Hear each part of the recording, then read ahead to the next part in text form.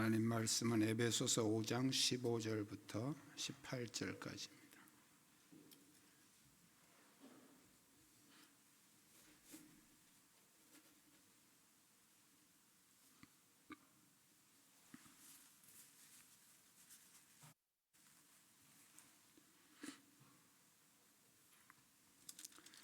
에베소서 5장 15절부터 18절까지 한 절씩 교독하겠습니다.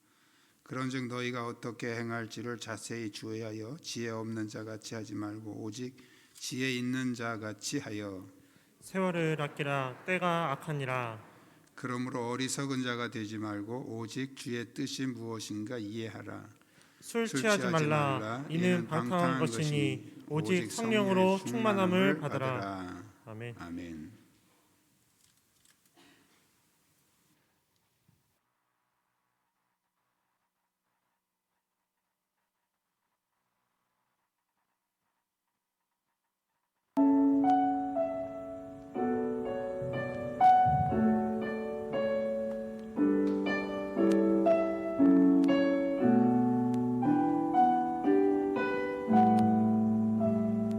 화려하지 않아도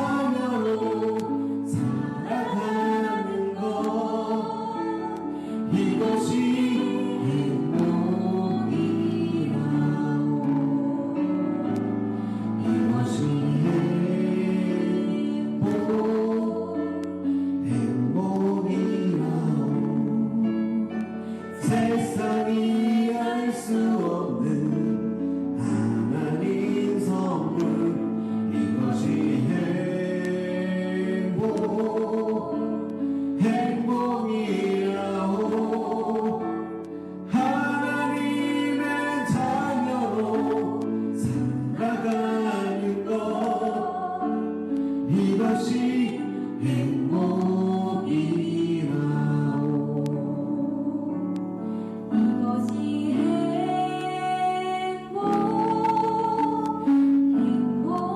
행복이라오 세상이 알 수 없는 하나님 선물 이것이 행복이라고 하나님의 자녀로 살아가는 것 이것이 행복이라고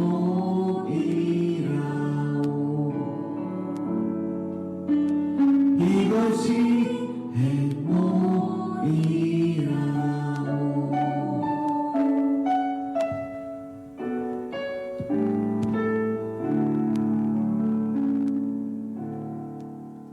아멘.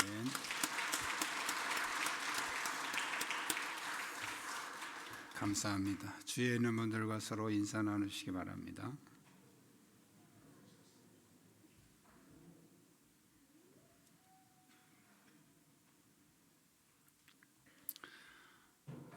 인도가 영국의 지배를 받고 있을 때 인도의 청년 간디라고 하는 청년이 영국에 가서 유학을 가서 공부를 하고 있는데 그 학교에 피터스라는 교수가 이 간디를 늘 못마땅하게 생각했습니다. 간디는 교수에게 인사도 잘 안 하고 그런 모습이 늘 마음에 불쾌했는데 어느 날 점심 식사 시간에 이 간디가 피터스 교수 옆자리에 와서 점심을 먹으려고 앉았습니다. 그래서 이 피터스 교수가 이 간디에게 모욕적인 말을 했죠. 이보게 자네가 뭘 모르는 모양인데 돼지하고 새는 같이 식사를 할 수 없다는 걸 모르는가? 하고서 이제 물었습니다. 모욕적인 말을 했죠. 그랬더니 간디가 교수님 그러면 제가 다른 곳으로 날아가겠습니다. 이 교수는 그 말이 너무 얄밉고 화가 나서 시험 때 이 간디를 어떻게 하면 힘들게 할까 이렇게 곤란을 주려고 했는데 워낙 시험을 잘 쳐서 흠잡을 데가 없었습니다. 그래서 간디에게 개인적으로 질문을 했습니다. 자네는 길을 가다가 돈이 가득 들어있는 주머니와 지혜가 가득 들어있는 자루를 발견했다면 어느 것을 선택하겠는가? 여러분 같으면 어느 것을 선택하겠습니까?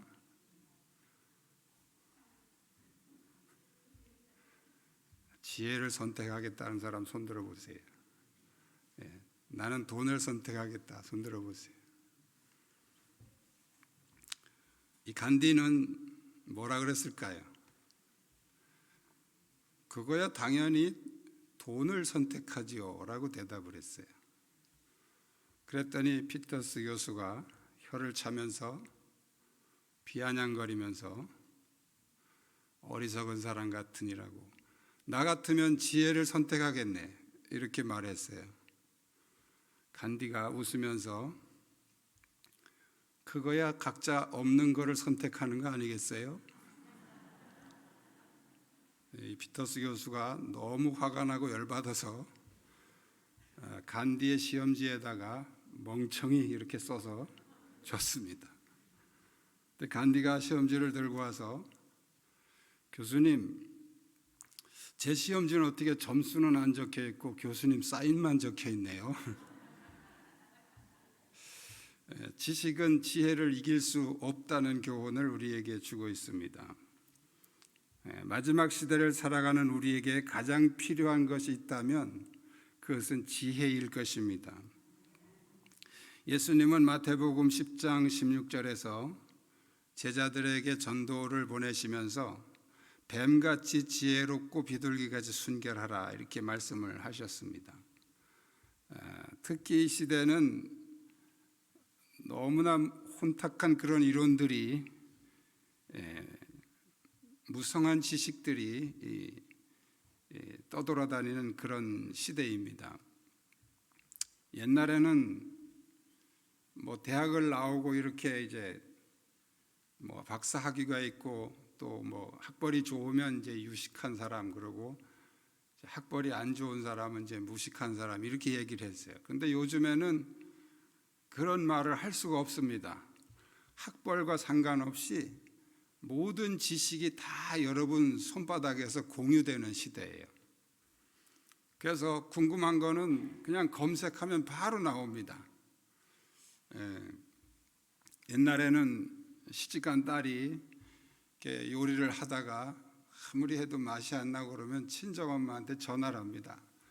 엄마, 내가 된장국을 끓였는데 아무래도 뭐 엄마 맛이 안 나. 여기다 뭘 넣어야 돼? 이제 그럼 이제 엄마가 막 가르쳐주고 그랬죠.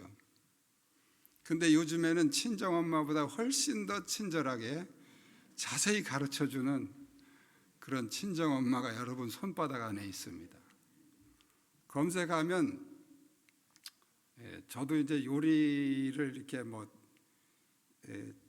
잘하지는 못하지만 취미로 좀 하고 싶어 하는 사람이, 그래서 내가 뭐 먹고 싶다 그러면 제가 이제 검색을 하거든요. 정말 자세하게 나왔어요. 뭐를 뭐 한 스푼 넣고, 뭐를 또 반 스푼 넣고, 뭐는 티스푼으로 하나 넣고, 그리고 뭐 몇 분을 끓이다가 또 뭐를 넣고 또 뭐 불을 줄여 가지고 어떻게 하고 하면서 너무 자세히 나와서 그대로 하니까 맛있더라고요. 그러니까 뭐 지금은 뭘 몰라서 못한다 이런 고민할 거 없어요. 검색하면 다 나옵니다. 살다가 이제 뭐가 좀 불편해서 이런 거 하나 좀 내가 만들었으면 좋겠다 그러다가 검색을 하면요, 누가 벌써 만들어 놨어요. 정말 우리는 편리한 시대를 살고요, 너무 모든 지식이 다 함께 공유하는 그런 시대를 살기 때문에 우리는 누구 보고 함부로 무식하다는 말을 못합니다. 그런데 이렇게 지식이 흘러차고 넘쳐서 사실은 우리가 더 많이 혼란스럽고 또 어려운 부분도 있습니다. 여러분이 이렇게 요즘에 스마트폰으로 이렇게 카톡이나 뭐 이런 걸 통해서 이렇게 어떤 내용이 이렇게 전달이 되면서 밑에다가 이렇게 적어놓은 글이 옵니다. 이 글을 빨리 100명에게 전해주시오. 순진한 사람들은 진짜 이게 내용이 굉장한 그런 뉴스니까 이거 빨리 전해달라고. 저한테도 가끔 와요. 뭐 어디에서 선교사가 뭐 50명이 지금 사형을 당하게 됐는데 빨리 전해주고 기도하자고, 많은 지인들한테 전해주고 기도하자고. 이런 얘기 들으면 또 우리 순진한 우리 기독교인들이 그렇게 선교사들이 많이 죽는다는데 빨리 전해주고 기도해야지, 그러고 막 여기저기 퍼나르고 이제 그렇게 또 기도 또 하고 그럽니다. 속지 마세요. 가짜 뉴스입니다. 우리나라 사람이 선교사가 그렇게 죽는다 그러면 뉴스에서 난리가 나요. 그런 카톡 돌아다니기 전에. 왜냐하면 우리나라에서는 예수를 믿든 안 믿든 우리 국민으로 취급하기 때문에, 우리 국민이 해외에서 그렇게 많이 죽는다는데 그런 정보를 뭐 정부에서 아무것도 모르고 또 아는데도 모른 척하고 그러겠어요? 그런 게 전부 다 가짜 뉴스예요. 그런데 우리는 순진해가지고 선교사들이 죽는다는데 빨리, 그래서 또 막 아는 사람한테 전하고 또 기도해요. 또 순진하게. 속지 마십시오. 지금 이런 가짜 뉴스들이 특히 몇 명에게 전하고 뭐 빨리 전해달라는 그런 내용이 붙은 건 거의 가짜 뉴스예요. 유튜브로 이렇게 돌아다니는 것들.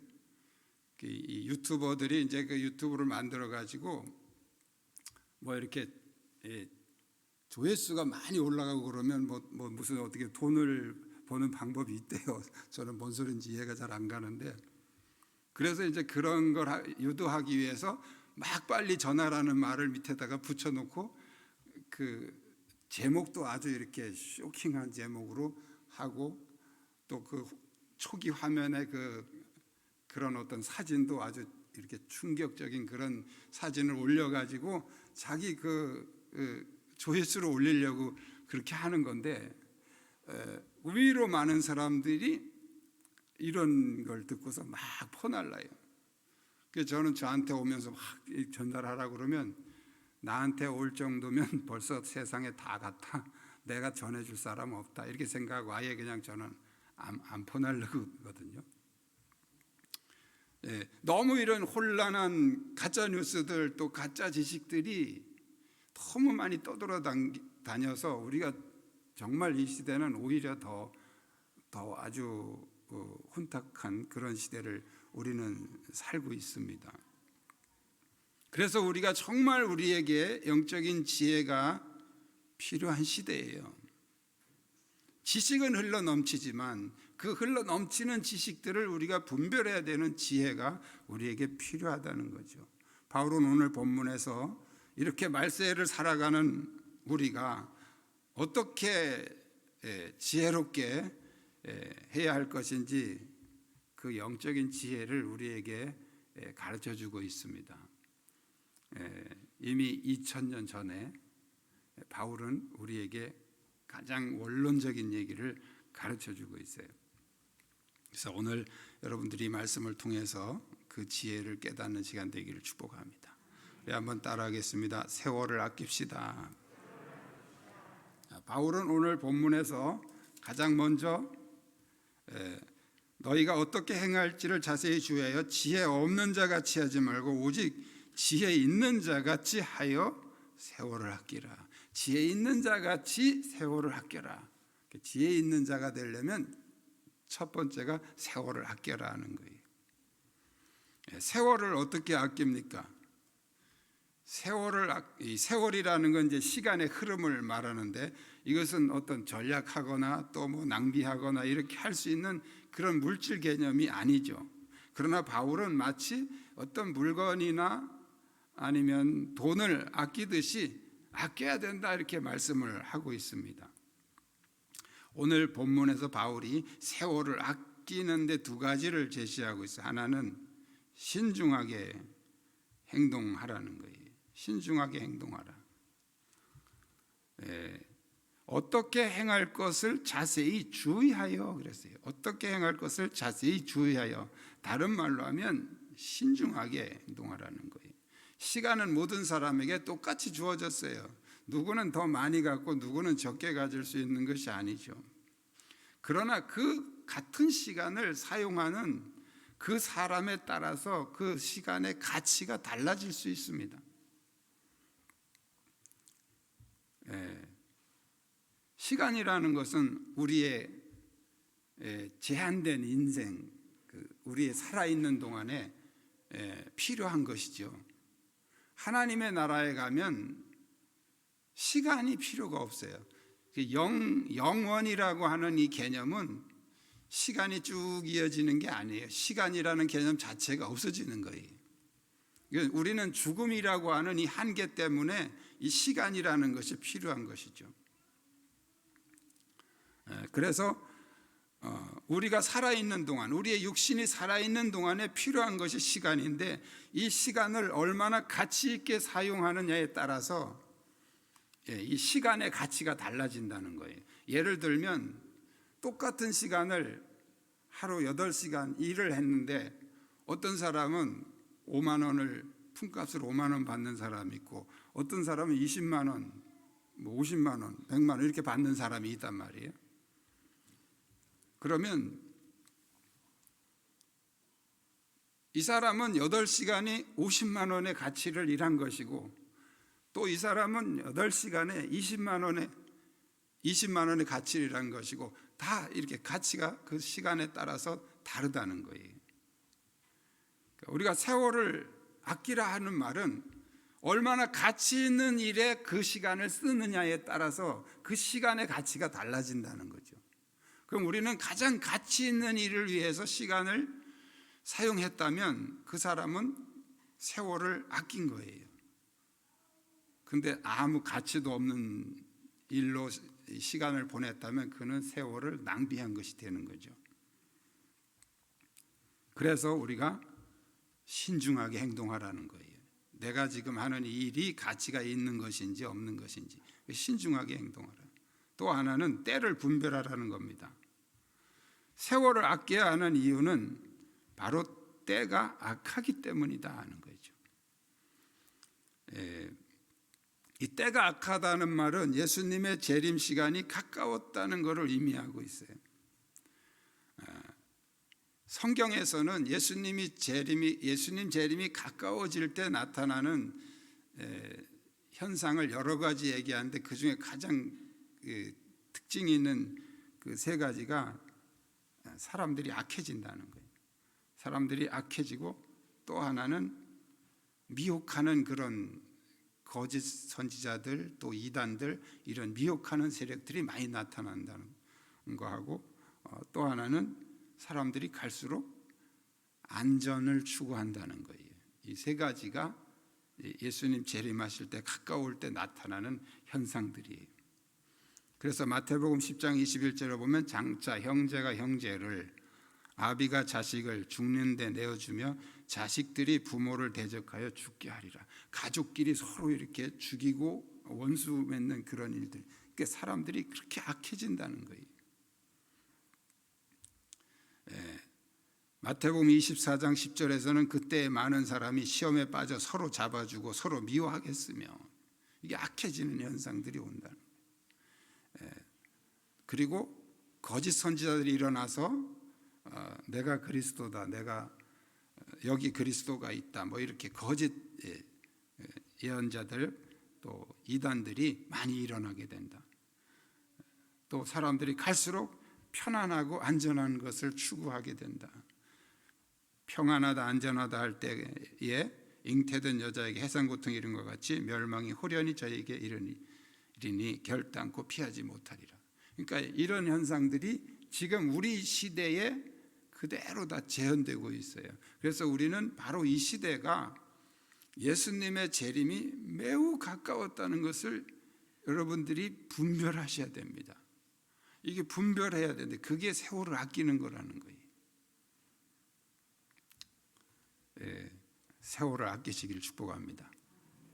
두 번째로 지혜 있는 자가 되기 위해서 두 번째는 따라하겠습니다. 주의 뜻을 이해합시다. 주님의 뜻을 이해해야 되는데 주님의 뜻을 이해하는데 가장 큰 방해가 뭐냐면 나의 뜻, 나의 생각입니다. 이것은 주님의 뜻만이 그런 게 아니에요. 사람 간에 서로 이렇게 소통할 때도 부부 간에도 마찬가지고요. 정말 남편의 뜻을 이해하려면 남편의 말을 잘 들어봐야 되는데 대개 이게 소통이 안 되는 부부들은 왜 소통이 안 되냐면 남편이 말할 때 그 말을 안 듣고 내 할 말을 준비하고 있어요. 공격할 말을 준비하고 있어요.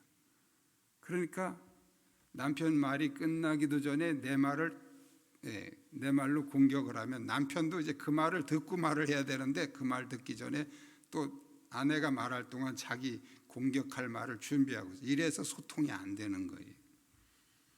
먼저 내 생각, 내 뜻을 내려놔야 돼. 내 뜻을 버려야 돼. 그래야 주님의 뜻을 이해할 수 있습니다. 우리가 주님의 뜻대로 살게 해달라고 기도 많이 하시죠. 그럼에도 불구하고 여전히 우리는 내 뜻을 버리지 못하고 내 주장을 굽히지 않기 때문에 주님의 뜻을 이해하지 못하는 거예요.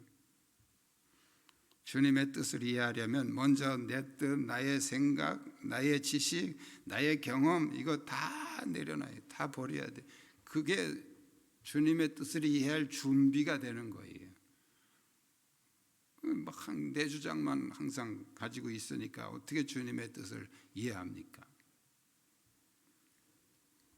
우리가 지식은 나의 노력으로 얻을 수 있지만 지혜는 은사로, 은혜로 얻는 것입니다. 지식은 나의 머리에서 나오는 것이지만 지혜는 위에서부터 오는 겁니다. 이 마지막 시대를 우리가 지혜롭게 살려면 내 뜻을 버리고 주님의 뜻을 이해해야 됩니다. 이것은 누가 가르쳐 주는 게 아니에요. 우리 각자가 하나님과 관계에서 기도를 통해서 말씀을 통해서 얻는 것입니다. 야고보서 1장 5절에 너희 중에 누구든지 지혜가 부족하거든 후히 주시고 꾸짖지 아니하시는 하나님께 구하라 그랬어요. 그러니까 지혜는 막 뭘 노력하는 게 아니고 구해서 얻는 거예요. 하나님께로부터 오는 것입니다.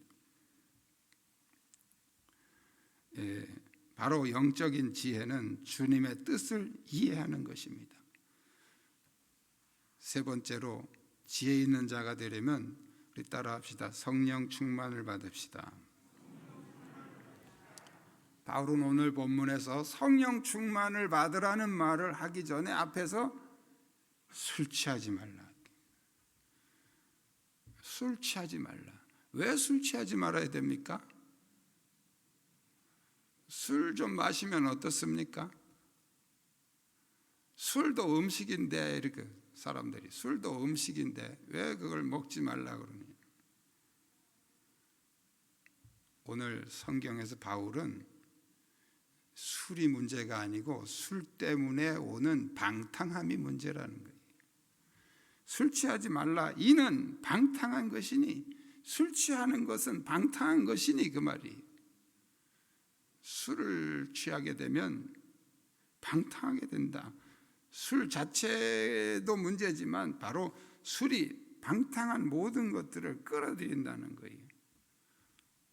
방탕하다는 말은 정확하게 뭐다 이런 것보다도 어떤 약간 인간의 어떤 도를 벗어난 그런 어떤 음란과 또 어떤 그런 탐욕과 또 뭐 이렇게 술 먹으면 사람들이 약간 이렇게 뭐가 풀어진다고 그러죠. 나사가 풀린다고 그러죠. 그래서 뭐 말도 막 하고 그냥 식당에서 이렇게 큰 소리로 말하는 사람들 보면 다 술 먹고 술이 들어가면 이렇게 목소리가 우선 커집니다. 막 그냥 다른 사람 의식 안 하고 뭐 도덕 윤리 이런 것도 다 무너지고 그냥 자기 소리만 하고 방탕한 것이죠. 술 취하는 행동은 마귀가 주도하는 것입니다. 성령 충만한 사람의 행동은 성령님이 주관하는 것이죠. 그래서 이것은 정반대 개념이죠. 술을 마신다는 것은 바로 마귀에게 내 마음의 운전대를 맡기는 것과 같은 거예요. 뭐 정신 똑바로 차리면 되지 그러지만 술을 마시면 이제 그 정신 자체가 풀어지게 되죠. 와야 되는 것입니다. 그래서 바울은 술 취하지 말라. 이는 방탕한 것이니 성령 충만을 받으라. 여기 충만이라는 말은 흘러 넘친다는 뜻이에요. 이렇게 컵에 물이 가득 차 있다는 개념보다 계속 흘러 넘친다는 거예요. 계속 흘러 넘치려면 수도꼭지에서 물이 계속 내려와야 계속 흘러 넘치죠. 그 흘러 넘친다는 개념이 충만이라는 개념입니다. 또 다른 표현으로 요한복음에서는 예수님이 내 안에 거하신다. 우리 안에 예수님이 아예 거하신다, 같이 사신다. 그런 성령 충만과 같은 개념입니다. 이 시대에 가장 지혜로운 사람은 바로 성령 충만한 사람이라는 거예요. 우리의 생각이나 판단은 내 지식을 가지고 말하는 현명한 판단 같지만 대부분 사탄의 생각 아니면 성령의 생각인 경우가 많습니다. 꼭 그런 건 아니에요. 그런 경우가 많아요. 사탄의 생각은 지혜로운 것 같지만 결국 멸망하는 생각이고 성령의 생각은 미련한 것 같지만 생명으로 가는 지혜를 우리에게 알게 한다는 것입니다. 성령의 지혜로 살려면 날마다 우리는 성령 충만을 위해서 기도해야 됩니다. 할렐루야. 우리가 세상적으로도 이렇게 어리석고 미련하면 자꾸 이용당하고 상처받게 되죠. 영적으로도 미련하고 지혜가 부족하면 항상 악한 영에게 이용당합니다. 그리고 삶을 도둑맞게 됩니다. 그래서 베드로는 정신을 차리고 깨어 근신하라 이렇게 권면하고 있죠. 우리가 영적으로 지혜롭게 승리하려면 정말 정신 차리고 하나님께 가까이 가야 됩니다. 하나님께 바짝 붙어 있어야 됩니다. 순간순간마다 우리는 주님의 뜻을 묻고 주님의 뜻을 이해하려고 해야 됩니다. 이 믿음 여러분에게 충만하시기를 주님의 이름으로 축복합니다. 기도하겠습니다. 오늘 주신 말씀 기억하면서 주님 나에게도 지혜를 주셔서 이 악한 세대 가운데 세상에 물들지 않고 온전한 믿음을 유지할 수 있도록 도와주시옵소서. 우리 함께 통성으로 기도하겠습니다.